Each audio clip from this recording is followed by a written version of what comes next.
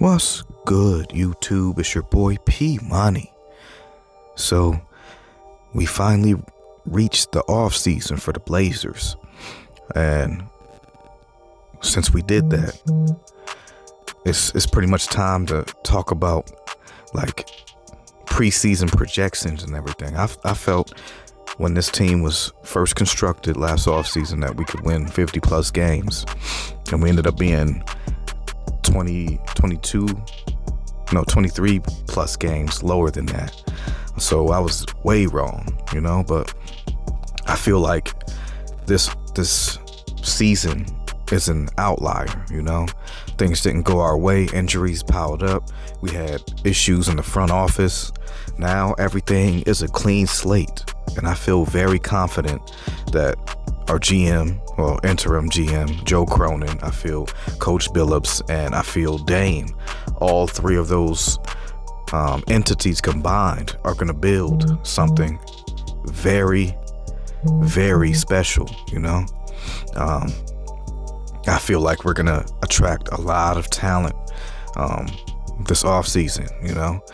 There might be some players that after these playoffs might want to change their scenery, and they see the culture. They see a player like Josh Hart come over and play very well, and see that, this the scheme that Coach Billups has is very, player oriented, where they need you moving that ball around, so it's not going to be like one player getting all the shots. Of course, Dame is going to get the most shots. Of course that.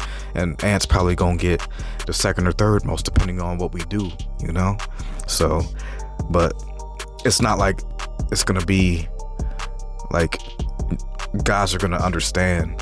They're going to get the ball, and they're going to be able to do something with it, at certain points of the game, I think a lot of players are going to really like and enjoy playing for Coach Billups, and him being able to bring talent over, because it's like he knows like all the players, so, and he has a great relationship with a lot of them, so he's definitely a player's coach. So it's very intriguing and exciting for me as a Blazers fan about the possibilities that we have now, since we have flexibility, so it's going to be very interesting.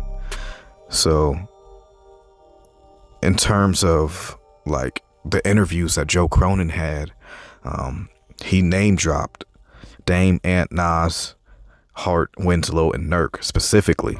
But of course, we're going to still have our young guys, like I feel like Trendon Watford, unless something big happens, I feel like we're still going to have Keon Johnson. I still feel like we're going to have Brandon Williams.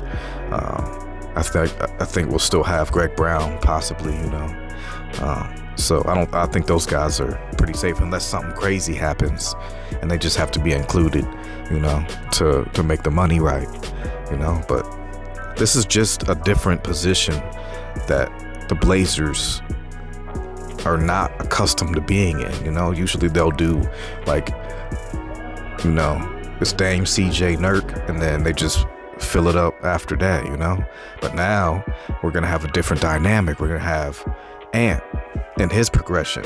I feel like he's easily gonna be he's a potential star in this league, man. Like, I don't like usually throwing that stuff around, but definitely a player that can ascend into something big time and be that next guy after Dame, But for now, him being the number two, right alongside Dame, I'm very intrigued by that, I want to see that duo. I think they're going to light up the NBA next season, So I'm definitely looking forward to seeing how that is. Now, there's some free agents that I was looking at. I was just looking at the list. I was looking at a guy like TJ Warren, who was in the midst of like his best all-around season the last time he played in 2020. Now, that's a pretty intriguing option that the Blazers, I don't know if they're going to pursue him or not, but that's a very intriguing player. You know what I mean? Joe Cronin kind of wanted to let everyone know that he's going for, veterans, and rightfully so. And I feel like if we target a guy like TJ Warren, he would pay off big time if he stays healthy for us, Now it's a risk with him being out the last 2 years, but if he comes back and he's anything like he was developing into like a two-way threat, in that 2020 season, he was definitely tasked with guarding team's best players a lot of times, and he was having some success both on and off the ball.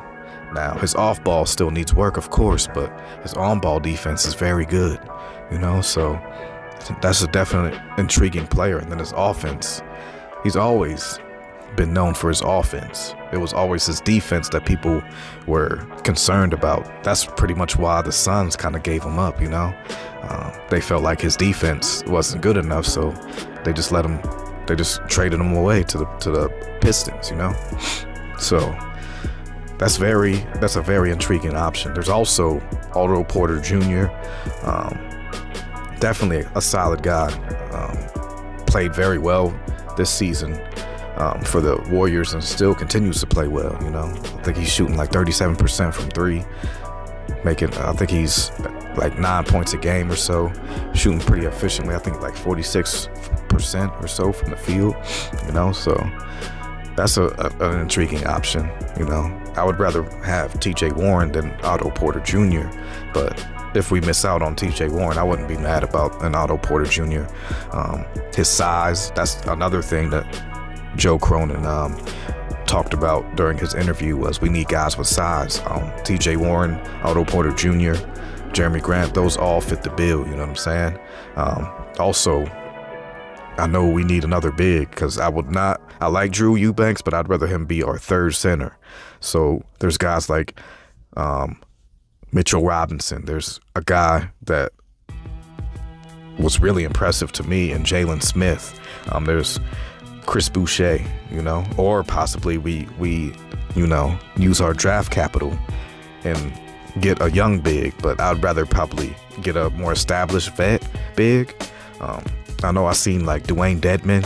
He's on the market, So those types of guys, Mitchell Robinson, Jalen Smith, Chris Boucher, Dwayne Dedman, I wouldn't mind any of those guys, as our backup big to Nurk, because we definitely need something. We need something else other than just Nurk, and a guy like if we could get Jalen Smith, man, that would be a hell of a pick right there. That would be a great pickup. I know he's looking to get paid. His time in Indiana has really, renewed everybody's thoughts about him, because the Suns pretty much gave up on him, and now look at him, so, and he was hitting, I think he hit like 35% or something like that from three, so that's a very intriguing pick. Then he was averaging like 14 and 7, in about 24 minutes a game. Now he probably won't play that much, but those numbers just are very intriguing to me, So there's definitely a lot of options that the Blazers have, and I'm just very excited to see how that goes. But I don't have too much else on this one. This is your boy P Money. Tell me what you guys think, and I'm off this.